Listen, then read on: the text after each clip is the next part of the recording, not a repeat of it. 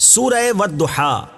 سورہ والضحا کا تعارف۔ مقام نزول، سورہ والضحا مکہ مکرمہ میں نازل ہوئی ہے۔ آیات، کلمات اور حروف کی تعداد: اس سورت میں 1 رکوع، 11 آیتیں، 40 کلمے اور 172 حروف ہیں۔ والضحا نام رکھنے کی وجہ: چاشت کے وقت کو عربی میں ضحا کہتے ہیں، اور اس سورت کی پہلی آیت میں اللہ تعالیٰ نے چاشت کے وقت کی قسم ارشاد فرمائی، اس مناسبت سے اسے سورہ والضحا کہتے ہیں۔ سورہ والضحا کے مضامین: اس سورت کا مرکزی مضمون یہ ہے کہ اس میں حضور پرنور صلی اللہ تعالیٰ علیہ وآلہ وسلم کی شخصیت کے بارے میں کلام کیا گیا ہے، اور اس میں یہ مضامین بیان ہوئے ہیں۔ نمبر 1، اس سورت کی ابتدا میں اللہ تعالیٰ نے چڑھتے دن اور رات کی قسم ذکر کر کے نبی کریم صلی اللہ تعالیٰ علیہ وآلہ وسلم پر کیے گئے کفار کے اعتراض کا جواب دیا۔ نمبر 2، نبی کریم صلی اللہ تعالیٰ علیہ وسلم سے فرمایا گیا کہ آپ کے لیے ہر پچھلی گھڑی پہلی سے بہتر ہے، اور اللہ تعالیٰ آپ کو اتنا دے گا کہ آپ راضی ہو جائیں گے۔ نمبر 3، حضور اقدس صلی اللہ تعالیٰ علیہ وآلہ وسلم کے بچپن میں اللہ تعالیٰ نے ان پر جو انعامات فرمائے وہ بیان کیے گئے۔ نمبر 4، اس سورت کے آخر میں یتیم پر سختی کرنے اور سائل کو جھڑکنے سے منع کیا گیا، اور اللہ تعالیٰ کی نعمت کا خوب چرچا کرنے کا حکم دیا گیا ہے۔ سورہ لیل کے ساتھ مناسبت: سورہ والضحا کی اپنے سے ما قبل سورت لیل کے ساتھ مناسبت یہ ہے کہ سورہ لیل میں اللہ تعالیٰ نے حضرت ابوبکر صدیق رضی اللہ تعالیٰ عنہ پر کفار کی طرف سے ہونے والے اعتراضات کا جواب دیا، اور اس سورت میں اللہ تعالیٰ نے اپنے حبیب صلی اللہ تعالیٰ علیہ وآلہ وسلم پر کفار کی طرف سے ہونے والے اعتراضات کا جواب دیا ہے۔ بسم اللہ الرحمن الرحیم۔ ترجمہ: اللہ کے نام سے شروع جو نہایت مہربان رحمت والا ہے۔ والضحى واللیل اذا سجا۔ ترجمہ: چڑھتے دن کے وقت کی قسم اور رات کی جب ڈھانپ دے۔ والضحى، چڑھتے دن کے وقت کی قسم۔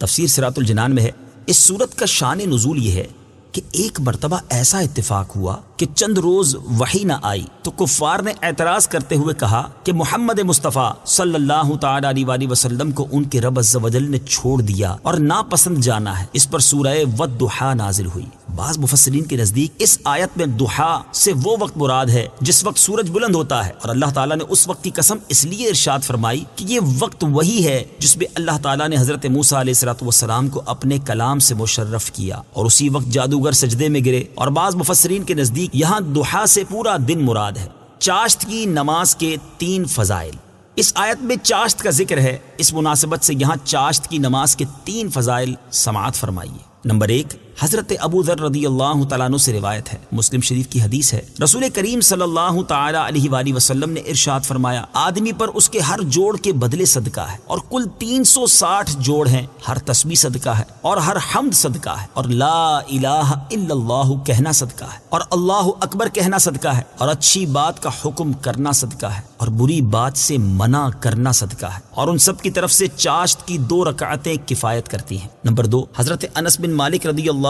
تعالی عنہ سے روایت ہے، ترمذی شریف کی حدیث ہے، حضور پرنور صلی اللہ تعالی علیہ وآلہ وسلم نے ارشاد فرمایا، جس نے چاشت کی 12 رکعتیں پڑھی تو اللہ تعالیٰ اس کے لیے جنت میں سونے کا محل بنائے گا۔ نمبر 3، حضرت ابو درداء رضی اللہ تعالی عنہ سے روایت ہے، رسول اللہ صلی اللہ تعالی علیہ وسلم نے ارشاد فرمایا، جس نے چاشت کی 2 رکعتیں پڑھی وہ غافل لوگوں میں نہیں لکھا جائے گا، اور جو 4 رکعت پڑھے گا وہ عبادت گزار لوگوں میں لکھا جائے گا، اور جو 6 رکعت پڑھے گا اس دن اللہ تعالیٰ کی طرف سے اس کی کفایت کی جائے گی، اور جو 8 رکعت پڑھے تو اللہ تعالیٰ اسے فرما بردار لوگوں میں لکھے گا، اور جو 12 رکعت پڑھے گا اللہ تعالیٰ اس کے لیے جنت میں ایک محل بنائے گا، اور کوئی دن یا رات ایسا نہیں جس میں اللہ تعالیٰ بندوں پر احسان اور صدقہ نہ کرے، اور اس بندے سے بڑھ کر کسی پر اللہ تعالیٰ نے احسان نہ کیا جسے اپنا ذکر الہام کیا۔ چاشت کی نماز سے متعلق 2 شرعی مسائل: یہاں چاشت کی نماز سے متعلق 2 شرعی مسائل بھی سماعت کیجیے۔ نمبر 1، چاشت کی نماز مستحب ہے، اور اس کی کم از کم 2 اور زیادہ سے زیادہ 12 رکعتیں ہیں۔ نمبر 2، اس کا وقت سورج بلند ہونے سے زوال یعنی نصف النہار شرعی تک ہے، اور بہتر یہ ہے کہ چوتھائی دن چڑھے پڑھے۔ واللیل اذا سجا، اور رات کی جب ڈھانپ دے۔ تفسیر صراط الجنان میں ہے، یعنی رات کی قسم جب وہ اپنی تاریکی سے ہر چیز کو ڈھانپ دے۔ امام جعفر صادق رضی اللہ تعالیٰ عنہ فرماتے ہیں کہ چاشت سے مراد وہ چاشت ہے جس میں اللہ تعالیٰ نے حضرت موسیٰ علیہ السلام سے کلام فرمایا، اور رات سے معراج کی رات مراد ہے۔ اور بعض مفسرین نے فرمایا کہ چاشت سے جمال مصطفیٰ صلی اللہ تعالیٰ علیہ وآلہ وسلم کے نور کی طرف اشارہ ہے، اور رات سے آپ صلی اللہ تعالیٰ علیہ وآلہ وسلم کے عنبرین گیسو کی طرف اشارہ ہے۔ اعلیٰ حضرت امام احمد رضا خان علیہ رحمت الرحمن فرماتے ہیں، ہے کلام الہی میں شمس و ضحیٰ، تیرے چہرہ نور فضا کی قسم، قسم شب تار میں راز یہ تھا کہ حبیب کی زلف دوتا کی قسم۔ ما ودعك ربك وما قلى ترجمہ، تمہارے رب نے نہ تمہیں چھوڑا اور نہ ناپسند کیا۔ ما ودعك ربك وما قلى تمہارے رب نے نہ تمہیں چھوڑا اور نہ ناپسند کیا۔ تفسیر صراط الجنان میں ہے، اعلیٰ حضرت امام احمد رضا خان علیہ رحمت الرحمن فرماتے ہیں، کفار کے اعتراض کا جواب دیتے ہوئے حق جل وعلا نے فرمایا، والضحى والليل إذا سجى قسم ہے دن چڑھے کی اور قسم رات کی جب اندھیری ڈالے، یا قسم اے محبوب تیرے روئے روشن کی، اور قسم تیری زلف کی جب چمکتے رخساروں پر بکھر آئے۔ ما ودعك ربك وما قلى نہ تجھے تیرے رب نے چھوڑا اور نہ دشمن بنایا۔ اور یہ اشقیا بدبخت بھی دل میں خوب سمجھتے ہیں کہ خدا کی تجھ پر کیسی مہر یعنی رحمت ہے، اس مہر یعنی رحمت ہی کو دیکھ دیکھ کر جلے جاتے ہیں، اور حسد و عناد سے یہ طوفان جوڑتے ہیں اور اپنے جلے دل کے پھپھولے پھوڑتے ہیں، مگر یہ خبر نہیں کہ وَلَلْآخِرَةُ خَيْرٌ لَكَ مِنَ الْأُولَى بے شک آخرت تیرے لیے دنیا سے بہتر ہے۔ وہاں جو نعمتیں تجھ کو ملیں گی نہ آنکھوں نے دیکھی، نہ کانوں نے سنی، نہ کسی بشر یا ملک کے خطرے میں آئیں، جن کا اجمال یہ ہے، وَلَسَوْفَ يُعْطِيكَ رَبُّكَ فَتَرْضَى قریب ہے تجھے تیرا رب اتنا دے گا کہ تو راضی ہو جائے گا۔ اس دن دوست دشمن سب پر کھل جائے گا کہ تیرے برابر کوئی محبوب نہ تھا۔ خیر، اگر آج یہ اندھے آخرت کا یقین نہیں رکھتے تو اے پیارے حبیب، تجھ پر خدا کی عظیم، جلیل، کثیر، جزیل نعمتیں، رحمتیں آج کی تو نہیں، قدیم ہی سے ہیں۔ کیا تیرے پہلے احوال انہوں نے نہ دیکھے اور ان سے یقین حاصل نہ کیا کہ جو نظر عنایت تجھ پر ہے ایسی نہیں کہ کبھی بدل جائے۔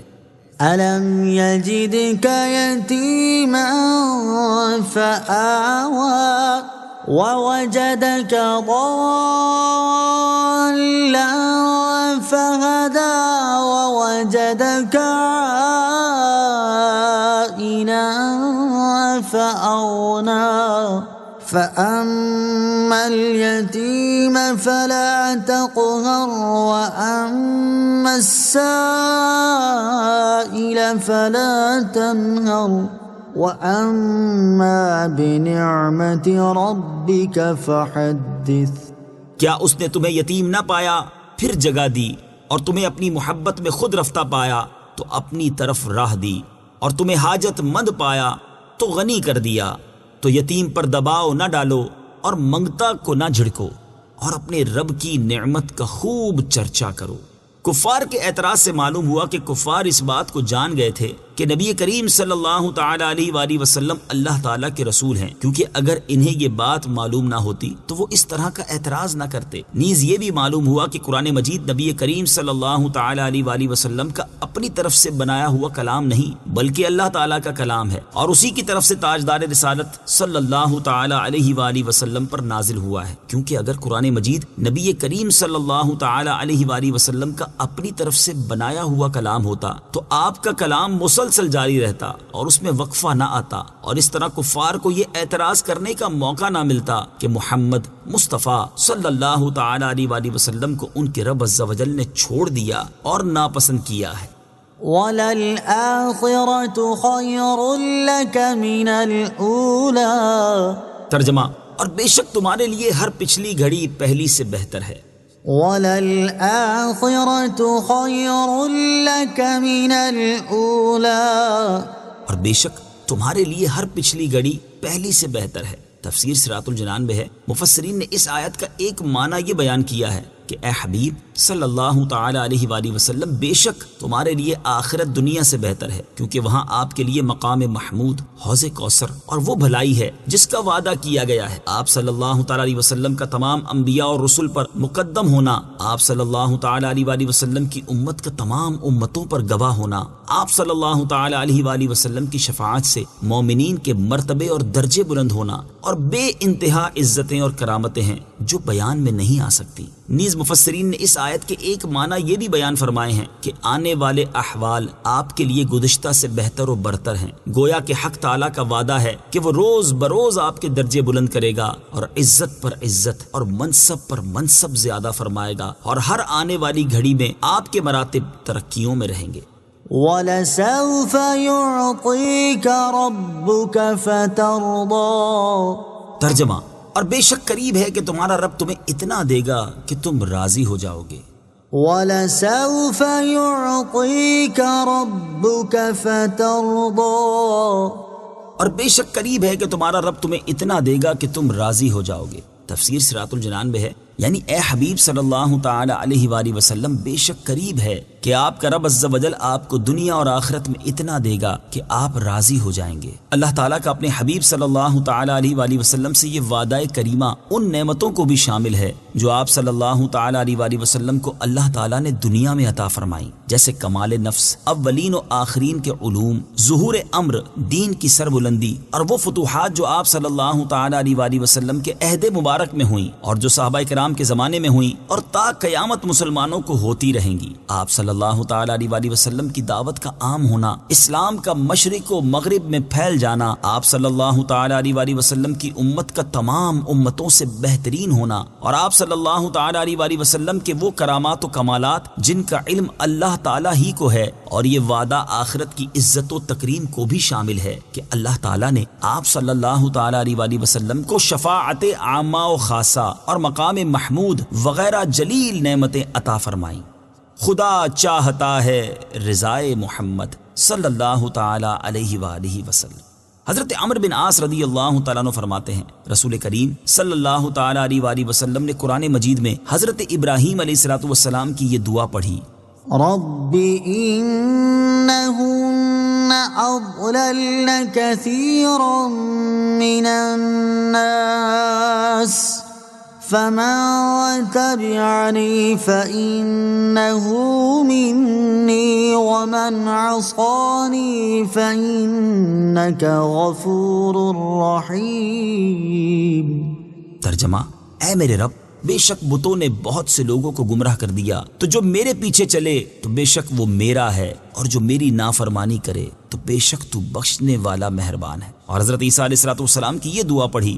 إن تعذبهم فإنهم عبادك وإن تغفر لهم فإنك أنت العزيز الحكيم۔ ترجمہ، اگر تو انہیں عذاب دے تو وہ تیرے بندے ہیں، اور اگر تو انہیں بخش دے تو بے شک تو ہی غلبے والا، حکمت والا ہے۔ تو آپ صلی اللہ تعالی علیہ وآلہ وسلم نے دونوں دستے مبارک اٹھا کر امت کے حق میں رو کر دعا فرمائی اور عرض کیا، اللہم امتی امتی، اے اللہ میری امت میری امت۔ اللہ تعالیٰ نے حضرت جبریل علیہ السلام کو حکم دیا کہ تم میرے حبیب صلی اللہ تعالی علیہ وآلہ وسلم کے پاس جاؤ، تمہارا رب خوب جانتا ہے، مگر ان سے پوچھو کہ ان کے رونے کا سبب کیا ہے۔ حضرت جبریل نے حکم کے مطابق حاضر ہو کر دریافت کیا تو سرکار دو عالم صلی اللہ تعالی علیہ وآلہ وسلم نے انہیں تمام حال بتایا اور غم امت کا اظہار کیا۔ حضرت جبریل امین علیہ السلام نے بارگاہ الہی میں عرض کی کہ اے اللہ عز و جل، تیرے حبیب صلی اللہ تعالی علیہ وآلہ وسلم یہ فرماتے ہیں اور اللہ تعالیٰ خوب جاننے والا ہے۔ اللہ تعالیٰ نے حضرت جبریل علیہ السلام کو حکم دیا کہ جاؤ اور میرے حبیب صلی اللہ تعالی علیہ وآلہ وسلم سے کہو کہ ہم آپ کو آپ کی امت کے بارے میں ان قریب راضی کریں گے اور آپ کے قلب مبارک کو رنجیدہ نہ ہونے دیں گے۔ ابو البرکات عبداللہ بن احمد نصفی رحمۃ اللہ تعالی فرماتے ہیں کہ جب یہ آیت نازل ہوئی تو حضور اقدس صلی اللہ تعالی علیہ وآلہ وسلم نے ارشاد فرمایا، جب تک میرا ایک امتی بھی دوزخ میں رہے گا میں راضی نہ ہوں گا۔ مفتی نعیم الدین مراد آبادی رحمۃ اللہ تعالی علیہ فرماتے ہیں آیت کریمہ صاف دلالت کرتی ہے کہ اللہ تعالیٰ وہی کرے گا جس میں رسول راضی ہوں، اور احادیث شفاعت سے ثابت ہے کہ رسول صلی اللہ تعالی علیہ وآلہ وسلم کی رضا اسی میں ہے کہ سب گناہ گاران امت بخش دیے جائیں۔ تو آیت و احادیث سے قطعی طور پر یہ نتیجہ نکلتا ہے کہ حضور صلی اللہ تعالی علیہ وآلہ وسلم کی شفاعت مقبول اور حسب مرضی مبارک گناہ گاران امت بخشے جائیں گے۔ سبحان اللہ، کیا رتبہ علیہ ہے کہ جس پروردگار کو راضی کرنے کے لیے تمام مقربین تکلیفیں برداشت کرتے اور محنتیں اٹھاتے ہیں، وہ اس حبیب اکرم صلی اللہ تعالی علیہ وسلم کو راضی کرنے کے لیے عطا عام کرتا ہے۔ اعلیٰ حضرت امام اہل سنت امام احمد رضا خان علیہ رحمت الرحمن فرماتے ہیں، خدا کی رضا چاہتے ہیں دو عالم، خدا چاہتا ہے رضائے محمد۔ أَلَمْ يَجِدْكَ يَتِيمًا فَآوَى، ترجمہ، کیا اس نے تمہیں یتیم نہ پایا پھر جگہ دی؟ أَلَمْ يَجِدْكَ يَتِيمًا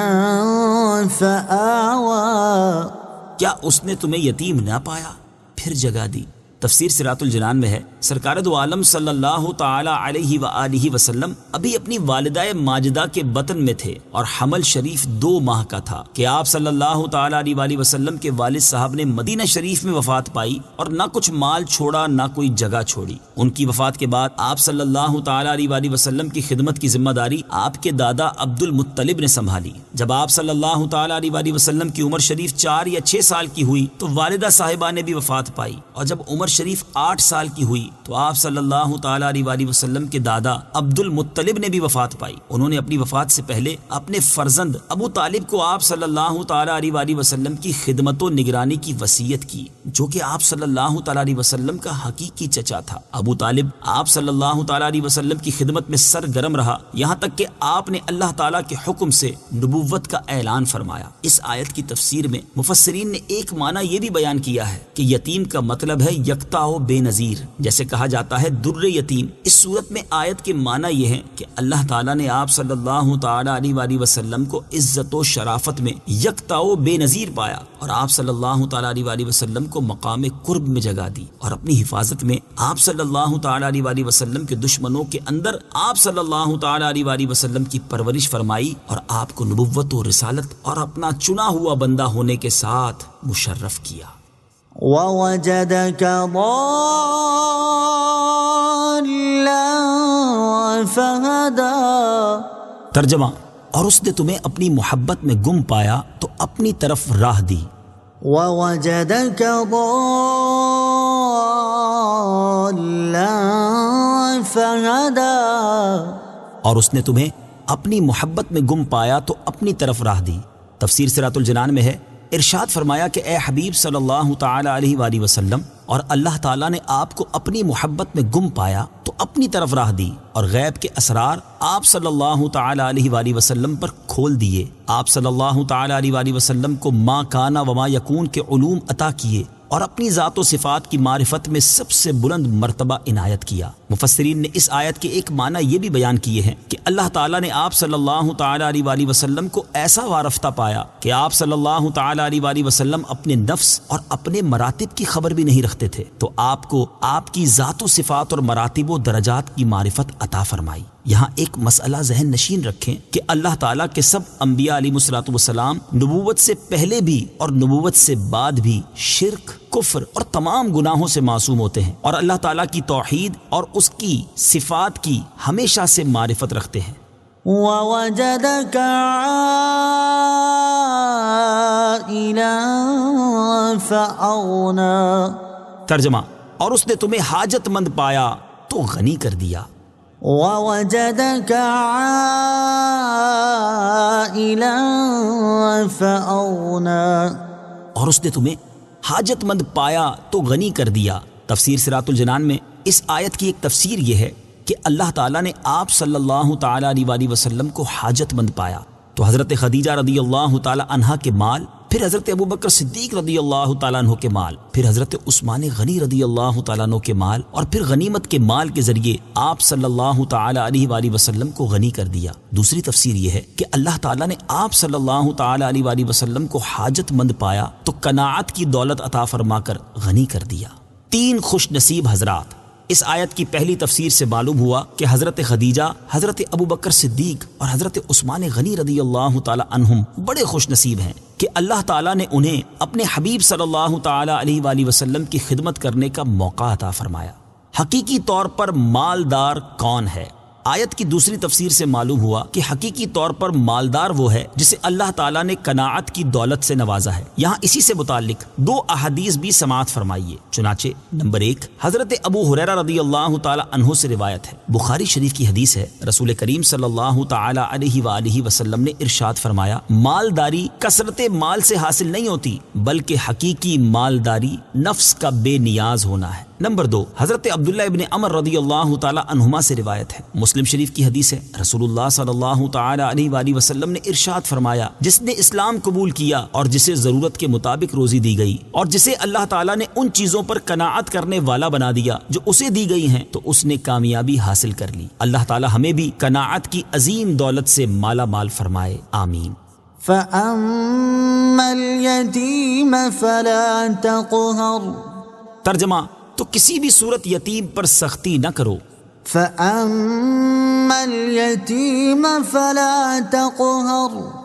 تو کسی بھی صورت یتیم پر سختی نہ کرو۔ تفسیر صراط الجنان میں ہے، دور جاہلیت میں یتیموں کے بارے میں اہل عرب کا طریقہ یہ تھا کہ وہ ان کے مالوں پر قبضہ کر لیتے، ان پر دباؤ ڈالتے اور ان کے حقوق کے معاملے میں ان کے ساتھ زیادتی کیا کرتے تھے۔ اس آیت میں اللہ تعالیٰ نے اپنے حبیب صلی اللہ تعالی علیہ وآلہ وسلم سے ارشاد فرمایا کہ اے پیارے حبیب صلی اللہ تعالی علیہ وآلہ وسلم، آپ کسی بھی صورت یتیم پر سختی نہ فرمائیے گا۔ یتیموں سے متعلق دین اسلام کا اعزاز، دین اسلام کو یہ اعزاز حاصل ہے کہ اس نے یتیموں کے حقوق واضح کیے، ان کے چھینے ہوئے حق انہیں واپس دلائے اور عرصہ دراز سے یتیموں پر جاری ظلم و ستم کا خاتمہ کیا۔ یتیموں کے بارے میں دین اسلام نے مسلمانوں کو کیسی عمدہ تعلیم دی ہے، اس کی کچھ جھلک ملاحظہ ہو۔ نمبر 1 یتیموں کے مال کے بارے میں حکم، چنانچہ اللہ تعالیٰ نے ارشاد فرمایا، وَلَا تُؤْتُوا السُّفَهَاءَ أَمْوَالَكُمُ الَّتِي جَعَلَ اللَّهُ لَكُمْ قِيَامًا وَارْزُقُوهُمْ فِيهَا وَاكْسُوهُمْ وَقُولُوا لَهُمْ قَوْلًا مَّعْرُوفًا وَابْتَلُوا الْيَتَامَى حَتَّى إِذَا بَلَغُوا النِّكَاحَ فَإِنْ آنَسْتُم مِّنْهُمْ رُشْدًا فَادْفَعُوا إِلَيْهِمْ أَمْوَالَهُمْ وَلَا تَأْكُلُوهَا إِسْرَافًا وَبِدَارًا أَن يَكْبَرُوا وَمَن كَانَ غَنِيًّا فَلْيَسْتَعْفِفْ وَمَن كَانَ فَقِيرًا فَلْيَأْكُلْ بِالْمَعْرُوفِ فَإِذَا دَفَعْتُمْ إِلَيْهِمْ أَمْوَالَهُمْ فَأَشْهِدُوا عَلَيْهِمْ وَكَفَى بِاللَّهِ حَسِيبًا۔ ترجمہ، اور کم عقلوں کو ان کے وہ مال نہ دو جسے اللہ نے تمہارے لیے گزر بسر کا ذریعہ بنایا ہے، اور انہیں اس مال میں سے کھلاؤ اور پہناؤ اور ان سے اچھی بات کہو، اور یتیموں کی سمجھداری کو آزماتے رہو یہاں تک کہ جب وہ نکاح کے قابل ہوں، تو اگر تم ان کی سمجھداری دیکھو تو ان کے مال ان کے حوالے کر دو، اور ان کے مال فضول خرچی سے اور اس ڈر سے جلدی جلدی نہ کھاؤ کہ وہ بڑے ہو جائیں گے، اور جسے حاجت نہ ہو تو وہ بچے، اور جو حاجت مند ہو وہ بقدر مناسب کھا سکتا ہے۔ پھر جب تم ان کے مال ان کے حوالے کرو تو ان پر گواہ کر لو، اور حساب لینے کے لیے اللہ کافی ہے۔ اور ارشاد فرمایا، وَآتُوا الْيَتَامَى أَمْوَالَهُمْ وَلَا تَتَبَدَّلُوا الْخَبِيثَ بِالطَّيِّبِ وَلَا تَأْكُلُوا أَمْوَالَهُمْ إِلَىٰ أَمْوَالِكُمْ إِنَّهُ كَانَ حُوبًا كَبِيرًا۔ ترجمہ، اور یتیموں کو ان کے مال دے دو، اور پاکیزہ مال کے بدلے گندا مال نہ لو، اور ان کے مالوں کو اپنے مالوں میں ملا کر نہ کھا جاؤ، بے شک یہ بڑا گناہ ہے۔ اور ارشاد فرمایا، إِنَّ الَّذِينَ يأكلون أموال اليتامى ظلما إنما يأكلون في بطونهم نارا وسيصلون سعيرا۔ ترجمہ: بے شک وہ لوگ جو ظلم کرتے ہوئے یتیموں کا مال کھاتے ہیں وہ اپنے پیٹ میں بالکل آگ بھرتے ہیں اور ان قریب یہ لوگ بھڑکتی ہوئی آگ میں جائیں گے۔ نمبر 2، یتیموں کے ساتھ سلوک کرنے کے بارے میں حکم۔ چنانچہ حضرت ابو ہریرہ رضی اللہ تعالی عنہ سے روایت ہے، حضور پرنور صلی اللہ تعالی علیہ وآلہ وسلم نے ارشاد فرمایا، مسلمانوں کے گھروں میں وہ بہت اچھا گھر ہے جس میں یتیم کے ساتھ اچھا سلوک کیا جاتا ہو، اور وہ بہت برا گھر ہے جس میں یتیم کے ساتھ برا برتاؤ کیا جاتا ہے۔ نمبر 3، یتیم کی کفالت کرنے کی ترغیب۔ بخاری شریف کی حدیث ہے، چنانچہ حضرت سہل بن سعد رضی اللہ تعالی عنہ سے روایت ہے، حضور اقدس صلی اللہ تعالی علیہ وآلہ وسلم نے ارشاد فرمایا، میں اور یتیم کو پالنے والا، وہ یتیم خواہ اپنا ہو یا غیر کا، جنت میں اس طرح ہوں گے۔ یہ فرما کر آپ نے کلمہ کی اور بیچ کی انگلی سے اشارہ کیا اور ان کے درمیان کچھ کشادگی فرمائی۔ سر دست یتیموں کے بارے میں اسلام کی یہ 3 تعلیمات ذکر کی ہیں، اور یتیموں کے متعلق اسلام کے مزید احکامات جاننے کے لیے سورہ نساء کی ابتدائی آیات کی تفسیر ملاحظہ فرمائیں۔ وَأَمَّا السَّائِلَ فَلَا تَنْهَرْ۔ ترجمہ: اور کسی بھی صورت مانگنے والے کو نہ جھڑکو۔ وَأَمَّا السَّائِلَ فَلَا تَنْهَرْ۔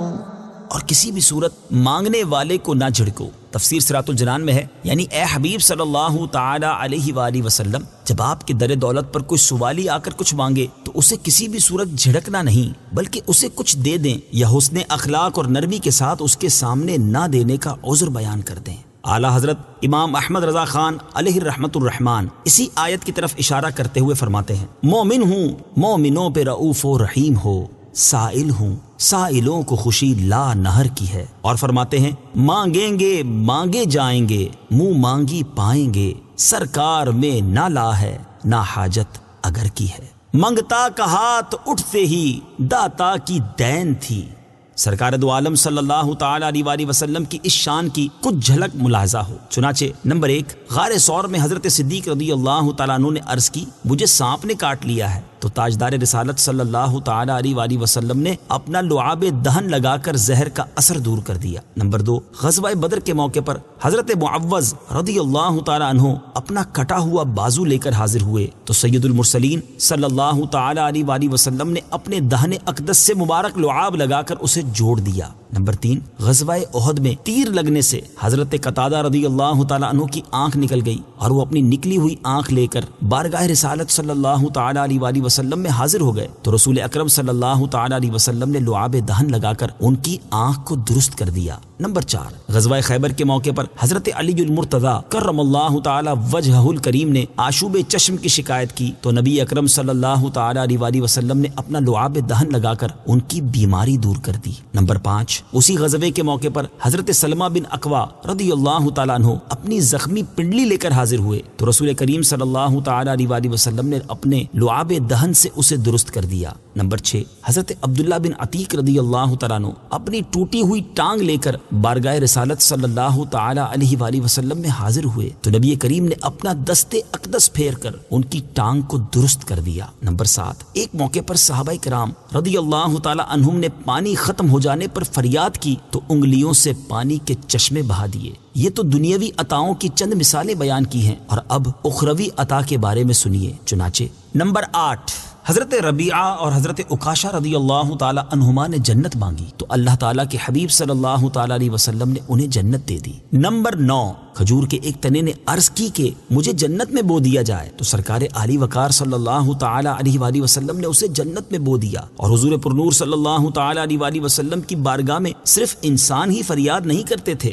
بلکہ جانور بھی اپنی فریاد عرض کر کے اپنی داد رسی کرواتے تھے۔ چنانچہ نمبر 10، ایک اونٹ نے کام زیادہ ہونے اور چارہ کم ہونے کی فریاد کی تو حضور اقدس صلی اللہ تعالی علیہ وآلہ وسلم نے اس کی داد رسی کر دی۔ نمبر 11، ایک شکاری کی قید میں موجود ہرنی نے بچوں کو دودھ پلانے کے لیے جانے کی التجا کی تو حضور انور صلی اللہ تعالی علیہ وآلہ وسلم نے اس کی التجا پوری کر دی۔ الغرض دو عالم کے تاجدار صلی اللہ تعالی علیہ وآلہ وسلم کی بارگاہ میں سوال کر کے اپنی منہ مانگی مرادیں پانے والوں کی اتنی مثالیں موجود ہیں کہ اگر ان سب کو تفصیل سے بیان کیا جائے تو ایک ضخیم کتاب مرتب ہو سکتی ہے۔ اعلیٰ حضرت رحمت اللہ تعالی علیہ کیا خوب فرماتے ہیں، مالک کونین ہیں گو پاس کچھ رکھتے نہیں، دو جہاں کی نعمتیں ہیں ان کے خالی ہاتھ میں۔ اور فرماتے ہیں منگتا کا ہاتھ اٹھتے ہی داتا کی دین تھی، دوری قبول و عرض میں بس ہاتھ بھر کی ہے۔ بعض مفسرین کے نزدیک اس آیت میں سائل سے طالب علم مراد ہے، لہٰذا اس کا اکرام کرنا چاہیے اور جو اس کی حاجت ہو اسے پورا کرنا چاہیے اور اس کے ساتھ ترش روئی اور بدخلقی سے نہیں پیش آنا چاہیے۔ وَأَمَّا بِنِعْمَةِ رَبِّكَ فَحَدِّثْ۔ ترجمہ، اور اپنے رب کی نعمت کا خوب چرچا کرو۔ وَأَمَّا بِنِعْمَةِ